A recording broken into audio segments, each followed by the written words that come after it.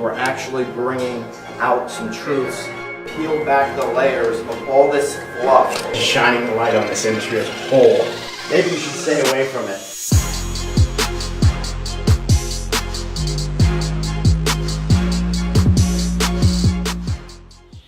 Hi everybody, welcome to Real Estate Raw and Uncut. This is episode 111. I'm Byron Lazine, he's Tim Beret, fresh off of vacay. Jeez, and you're rapping now too. Remember that episode? You were the rapper, you're the rapper. The main rap? Yeah, absolutely, that was really good. Go back and check that one out. Yeah, I feel like I've been gone for a long time. I hadn't seen you in a couple of weeks. Hasn't been that long though. You know what's changed since, I'm better looking, or? Well, you know, it's hard to... It is hard to up that, I agree. Mom must have gave you a haircut? No, I'm due for one. Sweet.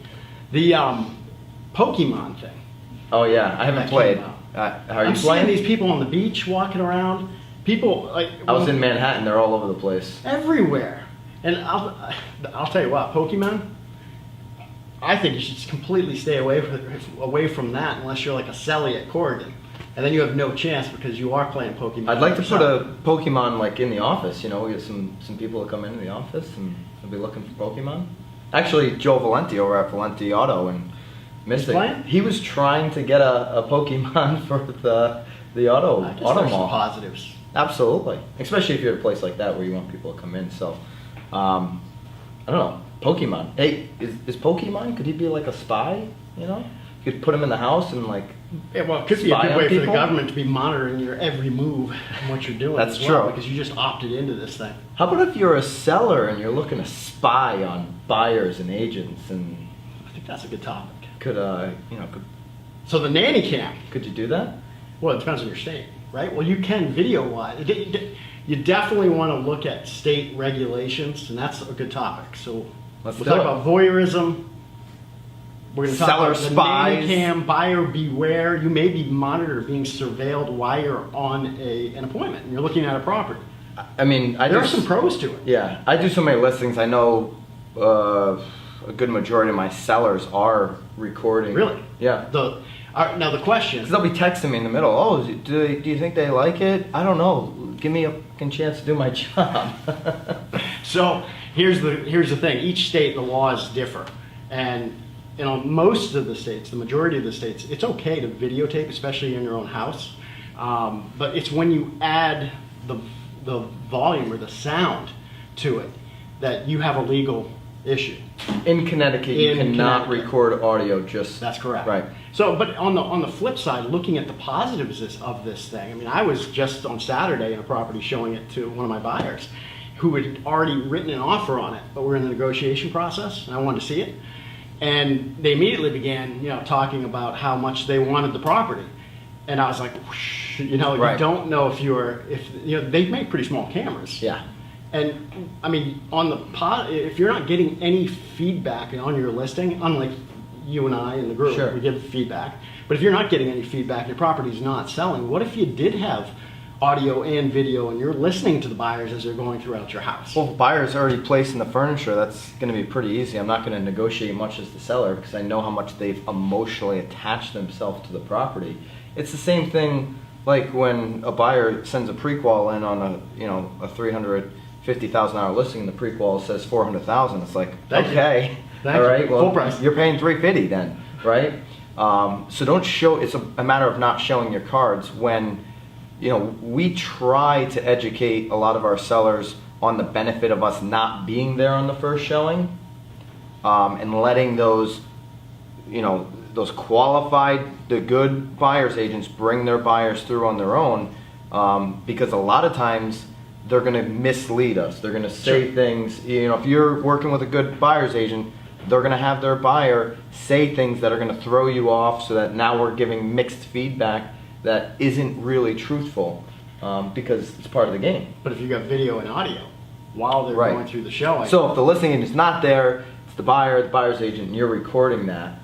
Or we're just watching it from a distance. Right. My issue with these things, I started to do some due diligence on them, is if you're within 100 to 200 yards, they're so easy given the frequencies that they're on for somebody else to tap into. Somebody could be sitting at a coffee shop looking at your house all day long, looking at your kids, looking at your family. So there's some Tap into that. major issues with security and people knowing if you're home. Right. Because they can Oh, tap true. into the I didn't think of that. nanny cam.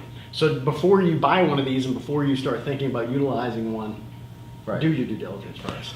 Here's a little tip for the sellers. How about you just work with a team or an agent that markets the crap out of your property and prices it appropriately. And So you gets it sold. So you get so much exposure in the first 2 weeks that it sells quickly. So you don't have to spend 4 months watching buyers walk through your house from your neighbor's You want house. a little statistic? I was just looking at this the other day. So I was curious to see in the town of Stonington how many properties get listed and how many sell. Mm-hmm. So you have a less than 50% chance. If you list your property today or in the past 365 days, you have a less than 50% chance that your property is actually going to sell. Wow.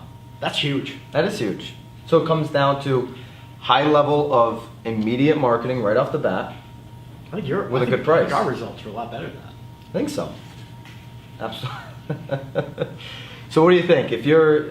What would you do? If you see a camera, you got a buyer, what are you telling them? I'm pretending there's a camera all the time. Yeah. So I think with your buyers, make sure you go in and you're telling your buyer that pretend that you're being that people are listening. Yeah. Because you don't want to show your hand. You don't want to show your cards. I was just on one recently, and it was being videotaped with audio. Yeah. And I got in trouble for being honest and representing that buyer and tearing the property apart. Which is what I do. I'm glad you brought that up because you were asked not to speak honestly about the property, Correct. right? When you're giving honest I was told feedback, I was supposed to be trying to sell it. Right. I needed to sell that buyer this home. But correct me if I'm mistaken. You have a fiduciary responsibility to who? The buyer. Correct. Right. So if there is an obsolete floor plan, if there is rot in the windowsills, as the buyer's agent, don't you think that is something you should?